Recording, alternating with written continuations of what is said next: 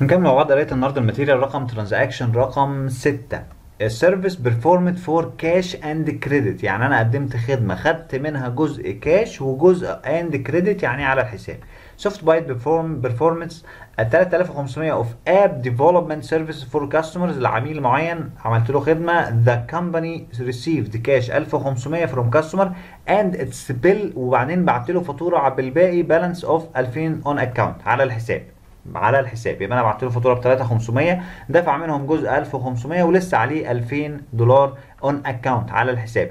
This transaction result in equal increase in assets and owners equity. طبعا زود الكلام ده، زود حساب الاسيتس والاونرز ايكوتي في الريفينيو.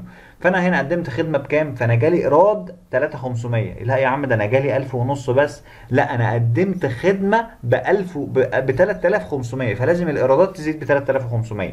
وعندي فلوس ليا بره عند العميل ب 2000، يبقى اكونت ريسيفبل، فلوس جايه في المستقبل عند العميل. وعندي كاش زائد ب 1500، يبقى كده المعادله مظبوطه. 1500 زائد 2000 ب 3 ونص، والناحيه الثانيه في المعادله زادت ب 3500.